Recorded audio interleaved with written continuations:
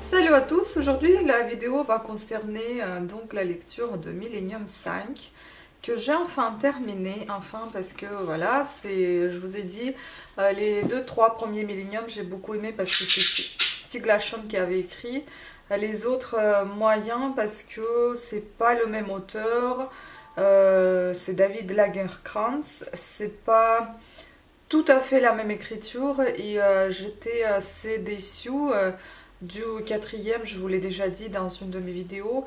Et dans celle-ci, bah, je voudrais vous exposer un petit peu pourquoi était enfin, ma petite déception aussi concernant Millennium 5.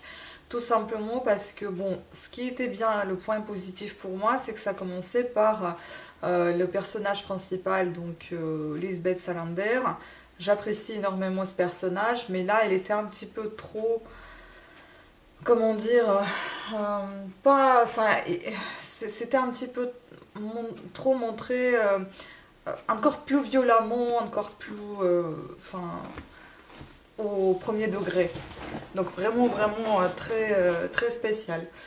Donc, ce qui était étonnant, c'est que ça a commencé par le fait qu'elle était dans la prison. J'ai pas très bien compris pourquoi. Enfin bon, après j'ai commencé à comprendre. Euh, Ça, bon, ça a été encore un point plus ou moins positif. Après, ce qui a commencé à être moins positif, c'est le fait que ça parle pas mal de la religion. Je n'aime pas les livres qui parlent de la religion. Chacun ses points de vue. Moi, j'ai le mien.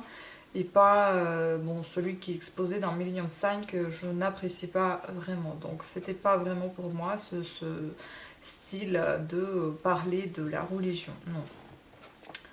Ensuite, bon, je vais vous raconter un petit peu plus ou moins, je ne vais pas vous parler de tout le bouquin parce que ceux qui n'ont pas lu ce bouquin, eh ben, ils voudront le lire et ils voudront forcément pas savoir comment ça s'est passé et qu'est-ce qu'il y a dedans, mais un petit peu mon point de vue, c'est tout, pas grand-chose. Ce que j'ai pas aimé non plus, c'est que Michael Blomkvist, on dirait que c'est un Casanova en fait. Vu le personnage à la télé, enfin je dirais pas ça comme ça, je ne le trouve pas un bel homme, c'est un homme comme un autre, hein, il n'y a rien d'extraordinaire.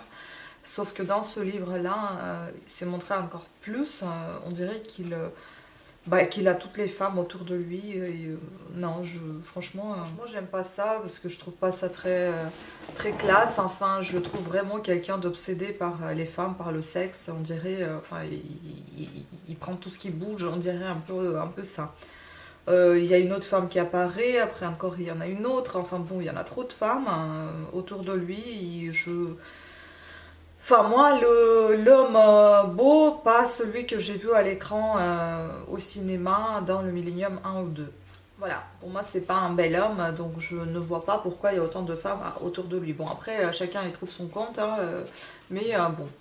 Voilà, et puis après, ce qui était aussi bon, ce qui était bien, c'est qu'à partir de la page 100, encore une fois, ça a commencé à bouger vachement et que là, il y avait un peu plus d'action, on a un peu mieux compris l'histoire, ça a commencé à devenir un tout petit peu plus intéressant, mais encore une fois, je vous dis, jusqu'à la page 100, il y avait trop parlé sur la religion et ça a été un peu chiant, hein. Voilà, après, voilà, donc le livre se lisait assez rapidement par rapport au quatrième, peut-être parce que aussi j'ai un petit peu compris le style d'écriture qui faisait David Lagercrantz. Encore une fois, lui, son style d'écriture, c'est un peu le cinéma. On dirait que c'est un réalisateur plutôt, enfin, metteur en scène que l'écrivain, parce que on voit beaucoup en fait dans son bouquin comme si c'était une mise en scène, enfin filmographie en fait, hein, le film.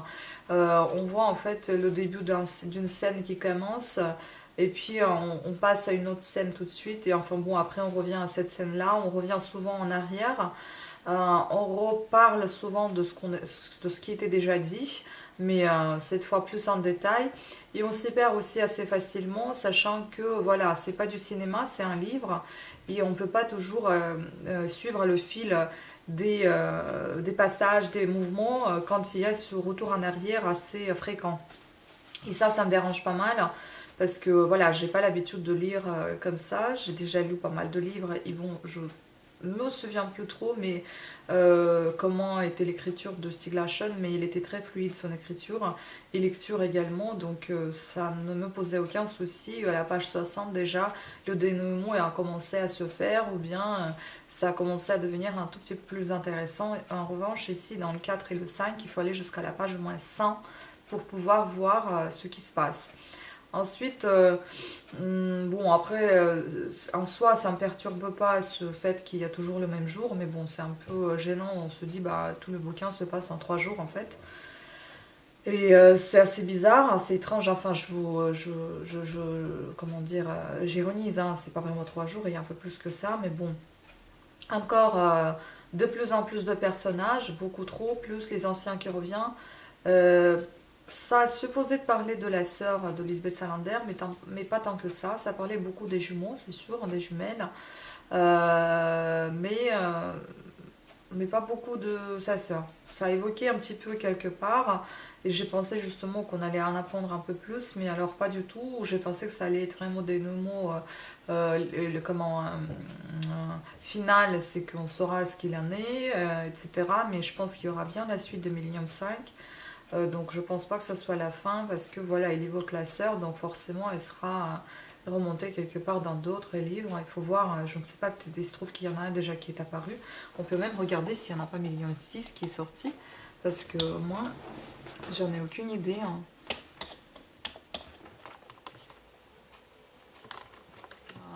Non, il n'y a pas Millennium 6, mais à mon avis... Ah bah si, il y a Millennium 6, vous voyez. Il y a Millennium 6 qui est déjà sorti. Bon, c'est marqué en anglais, donc à mon avis, il ne doit pas être encore édité en français. Il est disponible à partir du 22 août, donc il n'est pas encore sorti, mais ça parle que ça va sortir. Et ça va s'appeler donc... euh, la traduction, c'est une autre personne. Maintenant, c'est plus la femme qui avait traduit, ça sera George Goulding. Alors là, c'était... Ou c'est en anglais, peut-être en français, ça sera peut-être autre chose. Et donc ça s'appelle Continuing Stieg Larsson's Dragon Tattoo Series. Donc il y aura la suite de Stieg Larsson, série de tatous de dragon. Donc oui, Salander, elle a une tatou de dragon sur son dos. Et bah je pense que ça va pas mal parler de Lisbeth Salander.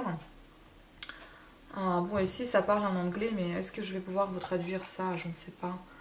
Alors, The sixth in the Millennium series, more than 90 millions, j'ai du mal avec les chiffres, copies sold worldwide.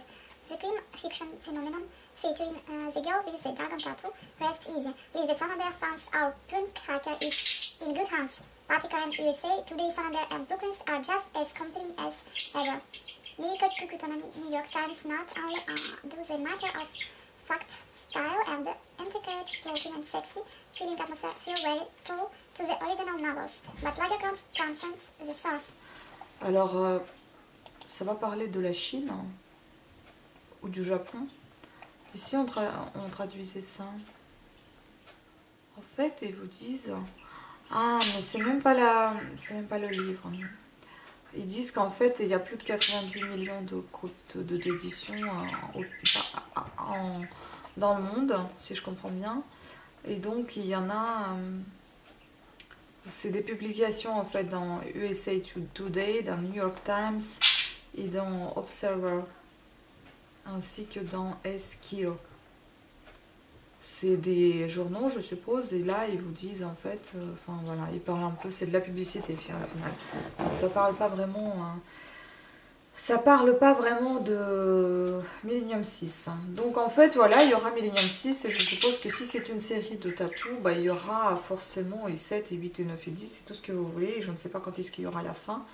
Enfin bon, voilà. Donc je ne sais pas si je vais racheter Millennium. Pour le moment, je ne suis pas du tout emballée parce que de 1, c'est un thriller et comme j'ai déjà dit plusieurs fois dans mes vidéos que je vais arrêter de lire les thrillers parce que j'en ai un petit peu ras-le-bol de lire les thrillers et de...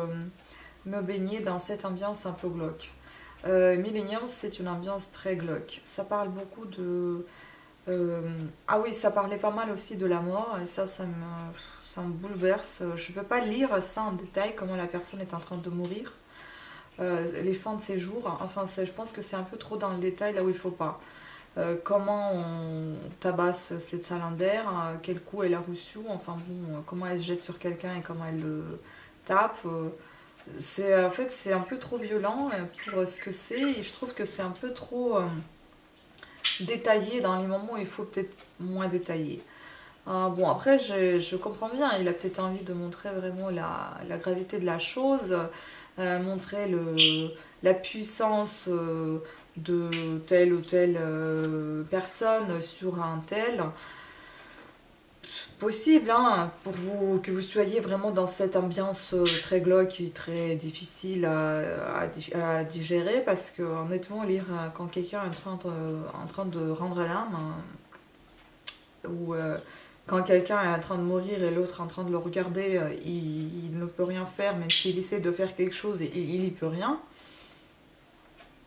Bon, après, son but est atteint, hein, je pense, il a voulu marquer les esprits, il l'a fait, hein. Moi, ça, c'est sûr que ça m'a marqué, mais pas dans un bon sens du terme. Voilà, c'est tout. C'est bon, après, ce n'est que mon avis.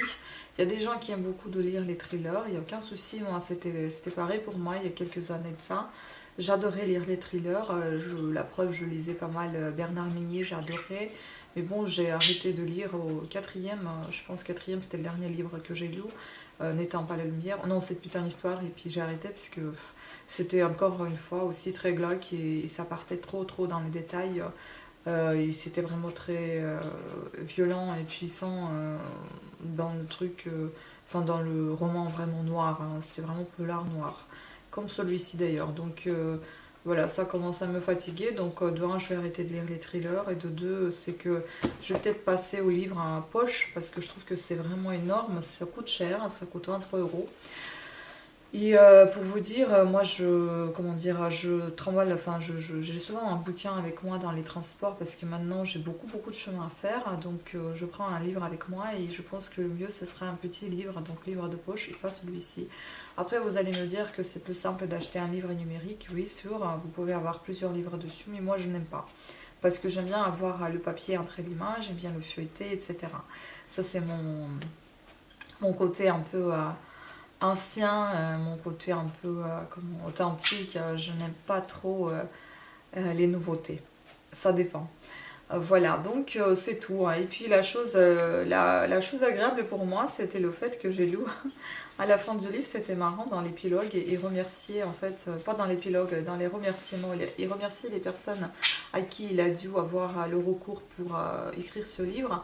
Et donc il remercie une certaine Svetlana Bayaleka-Lagerkrantz. C'est le même nom de famille que lui, donc je me demande si c'est pas quelqu'un de sa famille, ou bien c'est juste un nom pareil. Je sais pas s'il est assez courant en Suède, ce nom-là. Moi, je l'ai jamais entendu en tant que tel, et je pense que ça ressemble plus à un nom allemand que suédois. Et donc, Svetlana, bah, ça m'a fait plaisir. On dirait que c'est moi qu'on me remercie. Bon, c'est loin d'être le cas, mais ça faisait plaisir. Bon, bah, c'est pas pour autant que je vais garder ce livre. Mais bon, voilà, il est lourd, c'est cool, je suis contente. Maintenant, je les mets en vente. Celui-ci, les quatre premiers. Et comme ça, voilà, je n'en veux pas chez moi les thrillers. Que les livres historiques, peut-être sur la guerre, pourquoi pas, mais c'est histoire. Que les livres psychologiques, enfin psychologiques pas dans le sens thriller psychologique, mais sur la psychologie, le fonctionnement de la personne, etc. Les livres un peu light, hein, j'ai pas envie d'avoir ça à la maison. Bon, de temps en temps, c'est sûr que je vais me permettre d'en acheter, parce que je suis quand même quelqu'un qui revient souvent à son initial, enfin à ses débuts. J'aime beaucoup lire quand même un peu de tout, mais voilà, ça se peut que je reviens quand même à des thrillers à un moment ou à un autre. Mais pour le moment, j'ai vraiment envie de me libérer la tête et le cerveau de tout ce qui est un peu méchant, mauvais et glauque. Voilà, et lire quelque chose d'assez sympa. Mais on est encore moins du compte, parce que j'en ai encore des thrillers à la maison. Donc Amelia, je crois que ça s'appelle, que j'ai envie de lire. Bon, c'est pas un thriller, mais c'est un truc un peu psychologique qui est, je pense, un peu bouleversant et difficile, notamment pour les mères. Parce que ça parle de la mère de la fille qui est décédée, ou qui s'est suicidée, je sais plus. Enfin bon, il faut lire, il faut voir, et je vais vous en dire un peu plus. Je vais pas vous en parler de ça ici. Et puis j'en ai encore quelques thrillers d'une auteure italienne. Je ne me souviens pas son nom. Mais à un moment donné, j'étais trop penchée sur l'Italie, donc du coup, j'ai acheté tout ce qui concernait l'Italie. Bah, j'en ai acheté quelques, justement, thrillers italiens. Je pense que ça va être une écriture complètement différente. Et j'ai acheté un livre un peu, je pense que c'est un livre un peu documentaire sur un décès d'une des personnes médiatisées. Je ne me souviens pas son nom non plus, mais enfin bon, j'ai ce livre aussi. Il faut que je revoie ce que j'ai. Donc pour vous dire, je suis pas loin, je suis un peu très loin encore pour m'arrêter à lire des trucs un peu difficiles à digérer. Mais je pense les passer au plus vite et puis passer à des bouquins un peu plus light, hein, parce que vraiment à des choses un peu plus marrantes, plus simples, qui passent partout et enfin qui vous font pas mal au cœur. Et vous bouleversent pas et que vous puissiez dormir enfin après tranquillement, parce que moi je dors pas bien après ces livres là. Voilà, donc c'était tout sur à ce sujet, mon avis. Voilà, laissez vos avis si vous avez lu ce bouquin ou si ça vous donne envie de le lire, ou qu'est-ce que vous pensez entre ces deux écrivains. Est-ce qu'il y a vraiment un écart de différence? Est-ce que la Guerkrantz s'écrit pareil que la Shon ou pas? Voilà, qu'est-ce que vous en pensez tout simplement. Tant que j'ai encore laissé les commentaires, parce que je pense que bientôt je vais peut-être désactiver les commentaires et je vais plutôt peut-être accorder plus de temps à ma chaîne tricot, parce que cette chaîne là j'essaye, mais enfin bon, c'est un peu difficile à la faire fonctionner. Ou bien je vais tout simplement désactiver les commentaires, continuer à publier ce que j'ai envie de publier et puis basta, hein. Je vais pas aller à la chasse des abonnés pour les avoir en plus, etc. Je pense que je vais tout simplement continuer à éditer mes vidéos tranquillement. Si ça plaît, tant mieux. Si ça plaît pas, tant pis. Pour moi, ça me fait mon petit journal, vidéo journal pour les années à venir. Ça me fera plaisir de me revoir, hein, comment j'étais, comment je suis, comment je serai, on verra. Enfin voilà, donc c'est plutôt sympa de ce côté-là de garder les traces vidéo. Après, voilà, si c'est juste pour aller faire du marathon à la chasse des abonnés, je pense que c'est perdu davantage, hein, parce que voilà, ça marche pas trop. Donc, je continue puisque j'aime ce que je fais. Et on verra bien. Si ça plaît aux autres, tant mieux. Si ça plaît pas, tant pis. Mais je continuerai quand même. Ben voilà, bon, une petite déception à la fin, tout simplement parce que j'ai une petite baisse de morale parce que je vois qu'ils s'abonnent, qu'ils se désabonnent, enfin bon voilà. Donc c'est pour ça que je me suis dit que je vais plus aller à la chasse des abonnés. Faites comme vous le sentez, personne ne vous oblige de rester, ni de partir, hein, donc faites comme le bon vous semble. Voilà, sur ce, je vous remercie à toutes et à tous d'avoir suivi cette vidéo. J'espère qu'elle n'était pas très triste ni pas trop glauque. Et je vous fais de gros bisous, à très bientôt, ciao. Yet for all lang syne.